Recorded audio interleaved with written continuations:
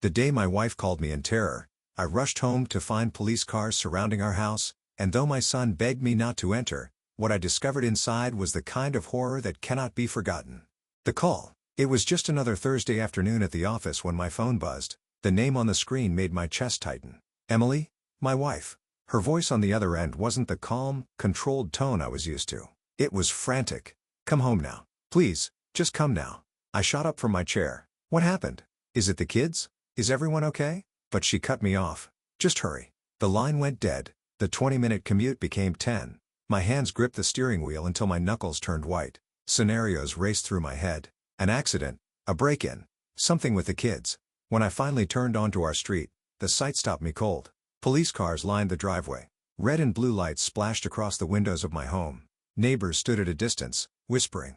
Before I could even get out of the car, the front door swung open. My son, barely 15, bolted out and ran straight into my arms. His body trembled violently, tears streaking down his face. "Dad, don't go inside," he whispered, his voice cracking. "Mom doesn't want you to see." My stomach dropped. See what? He just shook his head, clinging to me like a child half his age. But I couldn't stop now. I had to know. I gently pried him off, gave him a reassuring squeeze, and pushed past him toward the door. The moment I stepped inside, the truth I had never expected waited for me. And it was far worse than anything I had imagined on that drive home. The horrifying truth, inside. The moment I stepped into the house, the air hit me. Heavy, metallic, and wrong. It wasn't just tension. It was dread. The living room was swarming with officers, their radios crackling, voices hushed, but urgent. Flashlights scanned the floor, the corners, the staircase, and then my eyes locked on it. The reason my son had begged me not to enter. On the carpet, partially covered by a white sheet, was a man, lifeless. At first, my mind refused to process it. Just a body, faceless under the cloth. But then an officer shifted. The sheet moved slightly and my heart stopped. I knew that face. It wasn't a stranger. It was Nick, my wife's co-worker, the man I had seen in too many late-night text notifications. The friend she always insisted I was paranoid about. Across the room on the couch sat my wife. Her hair was disheveled. Mascara streaked down her face. Two officers flanked her, their notepads out.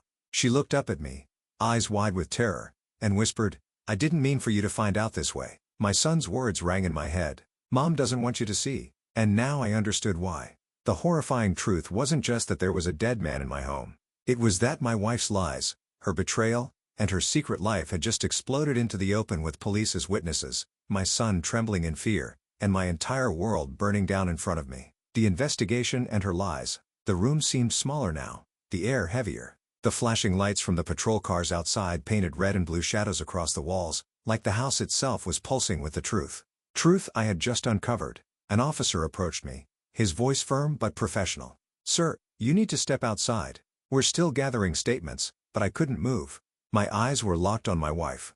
Her hands trembled in her lap, her voice cracking as she spoke to the detective seated across from her. "It was an accident. He came over." We argued and then her words stopped when she realized I was listening. When she finally looked at me, her tears flowed harder, but I saw it. Not grief, not shock. Fear of exposure. She stammered, desperate to regain control. "It's not what it looks like. Please believe me. Nick just showed up uninvited. He forced his way in." But even as she said it, her story unraveled. The officers exchanged glances. One of them noted that the neighbors had already reported seeing Nick's car parked outside our house multiple times. Her uninvited guest excuse fell apart instantly. And then my son, still trembling, stepped forward. His voice was small but steady. "Dad, he wasn't uninvited. He's been here before a lot. Mom said not to tell you." The room froze. My wife's face went pale as if the life had drained out of her. In that one sentence, my son had revealed the truth the police were dancing around. This wasn't an accident. This was an affair. A double life exposed in front of everyone. The investigation wasn't just about a body anymore. It was about betrayal, lies, and the collapse of the life I thought I had. And as I stood there listening to my son's trembling confession, I realized the woman who called me in panic wasn't afraid of the police. She was afraid of me finding out the truth. The affair uncovered. The words hung in the air like a guillotine. My son's trembling honesty had cut through every excuse my wife had tried to weave. One officer leaned toward the detective, whispering something. Moments later, the detective nodded and said aloud, "Several neighbors reported seeing this man's car outside your house on multiple occasions. Overnight visits, sometimes even during the day." The blood drained from my wife's face. She tried to speak, but her voice cracked into silence. Every eye in the room was on her now, not with sympathy, but suspicion. Her attempt at composure shattered. Yes, yes, he was here. But you don't understand. It wasn't what it looked like. He needed me. The words turned into sobs, but there was no pity left in me. My heart wasn't breaking anymore. It was hardening. My son clutched my arm tightly, his voice small. I didn't want to keep secrets from you, Dad. She made me promise. I'm sorry. I held him close, fury simmering beneath my calm. The boy had been forced into silence, trapped in his mother's web of lies while she carried on an affair under my roof. That betrayal cut deeper than anything else. One officer closed his notebook with finality. This isn't just about a domestic dispute anymore. We'll need to review the evidence carefully. For the first time, my wife looked terrified not of me, but of the consequences she couldn't control anymore. The horrifying truth wasn't just the dead man on my floor. It was that my wife's secret life had finally been dragged into the light. And while the police were there to investigate a crime, I was already planning something else. A revenge that would tear apart everything she thought she had gained. The police leave, but my revenge begins. Hours passed before the flashing lights faded and the officers finally stepped outside. They took statements, sealed evidence bags, and left the body to be carried out under a sheet. By the time the last patrol car pulled away, the neighborhood was buzzing with whispers. Inside the house, the walls felt different, cold, contaminated. My wife sat at the kitchen table, staring into her hands, her face pale and hollow. My son wouldn't even look at her. He stayed by my side, clinging to me, his small body radiating betrayal and confusion. I knew then whatever remained of this marriage had died alongside Nick on that living room floor. When we were alone, she finally tried to speak. It wasn't supposed to happen like this. He cared for me in ways you never. I raised a hand to stop her, my voice calm, but deadly. Save it. You've already said enough. The police might be finished here, but I'm not. Her lip quivered, but I didn't feel pity. Not anymore. That night, I tucked my son into bed, promising him he wouldn't have to keep secrets anymore. His whispered, "Thank you, Dad," cut deeper than her slap ever could. And as I stood in the dark hallway, listening to his breathing steady, a single thought crystallized. This wasn't just about betrayal. This was about justice. The police had uncovered her affair. Now it was my turn to uncover every hidden lie, every financial trail, every dirty secret she thought she had buried. She wanted me blind. Instead, she was about to see how dangerous my silence really was, digging into her secrets. The next morning, the house was eerily quiet. My wife tiptoed around, her eyes swollen from crying, but I didn't care anymore. I wasn't her audience. I was her reckoning. I started small. Bank statements, credit cards, hidden expenses, and sure enough, there they were. Hotel bookings under her name on nights she claimed to be working late. Luxury dinners charged to our joint card when I was out of town.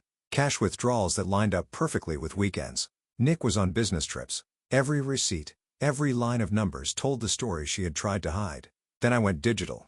While she slept fitfully in the guest room, I opened her laptop, the one she guarded so fiercely.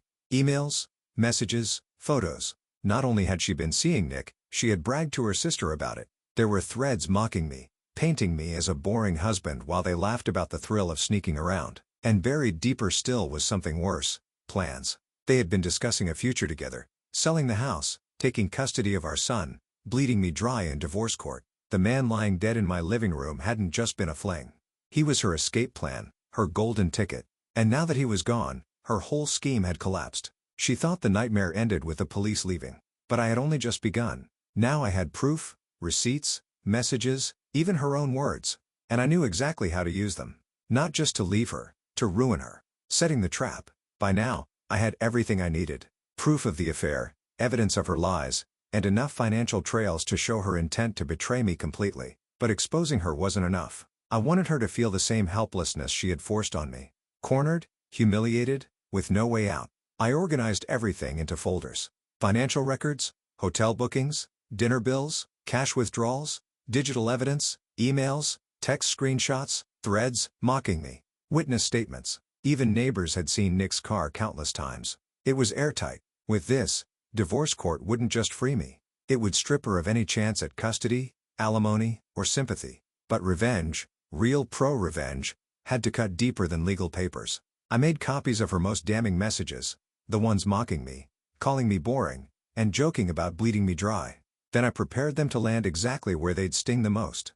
Her family, who once adored her perfect marriage, her workplace, where she pretended to be a model employee, our circle of friends, many of whom she had lied to while sneaking around. For a few days, I stayed quiet, ate breakfast with my son, went to work, pretended nothing was happening. My wife moved around the house like a ghost, sensing the storm, but unable to stop it. When she finally asked, her voice cracking, "Are you going to leave me?" I smiled faintly and said, "Not just leave. I'm going to make sure everyone sees who you really are." She thought the police discovering her affair partner's body was the worst day of her life, but she was wrong. The worst day was still to come, and I was about to make sure the whole world watched her fall. The public exposure. The storm I'd been preparing broke on a Saturday. The kind of day when people were relaxed, scrolling their phones, attending gatherings, and least expecting chaos. The first wave went to her parents and siblings. Into their inboxes dropped copies of her messages. Her mocking me as boring. Her plan with Nick to bleed me dry in divorce court. Her gleeful boasts about sneaking him into our home. The family that once praised her as the perfect daughter and wife now saw her for what she was. My phone buzzed with shocked calls from her mother begging me to please take this down. I didn't answer. Next came her office. I forwarded select messages, the ones she had sent during work hours from her company email to her boss. The subject line read, "Employee misconduct, not for HR to ignore." By Monday, whispers spread like wildfire in her building. She wasn't just facing a ruined marriage. Her career was dangling by a thread. The final wave went to our shared circle of friends. Screenshots in the group chat spoke louder than any accusation. Some were stunned into silence. Others openly expressed disgust. The same friends she once bragged to about her perfect life now turned on her one by one. When the calls started pouring in, she broke, screaming, sobbing, begging me to stop. "You've destroyed me," she cried. I looked her in the eye and said softly, "No, you destroyed yourself. I just showed everyone the truth." She thought hiding an affair was betrayal, but the real betrayal was forcing me and my son to live in lies. And now with her reputation shredded, her career in ruins, and her family's respect gone, she finally understood the cost of underestimating me. The final legal blow. The public humiliation had broken her pride. But true revenge needed more than gossip and ruined reputation. It needed permanence, something she could never escape. That was where the law came in. When the divorce hearings began, she walked in with her head low. Gone was the arrogance of the woman who once slapped me and laughed about bleeding me dry. Now she looked like a shadow, clutching papers with shaking hands. My lawyer, armed with the mountain of evidence I had collected, laid it out piece by piece. Hotel receipts and dinner bills from our joint account. Emails and chat logs of her mocking me and plotting with Nick. Witness accounts from neighbors who saw Nick's car regularly. My son's statement confirming she forced him into silence. Every page tightened the noose around her case. Her lawyer tried to paint me as vindictive, but the judge didn't buy it. The evidence wasn't just overwhelming. It was undeniable. The final blow came when the judge read my son's affidavit aloud, his trembling words about being made to keep secrets from Dad. The courtroom went silent. My wife couldn't even raise her eyes. The gavel came down like thunder. Full custody awarded to me. No alimony, no share of assets, and a strongly worded statement from the judge about dishonesty and breach of trust. She walked out of that courtroom with nothing but the clothes on her back, exactly as she had once threatened me. She had once mocked, "I'll bleed you dry. You'll lose custody. You'll leave with nothing." But in the end, it was her who walked away empty-handed, stripped of dignity, reputation, and family. Now I live peacefully with my son. The house is quiet again. No lies, no shadows, no masks. Just the truth and the bond between father and son that no betrayal could destroy. And sometimes when I pass the mirror in the hallway, I remember her slap, her words, her laughter, but instead of pain, I feel only satisfaction because silence wasn't weakness. It was the weapon that ended her. Was this revenge perfectly justified? Tell us what you think about this story in the comments below. Like the story. If you think this story is justified, share it with someone who needs this energy. And subscribe to Lauren's Story for more jaw-dropping tales of betrayal and justice. Because here, every lie has its reckoning. And every betrayal finds its shadow. Stay sharp, stay strong, and stay tuned.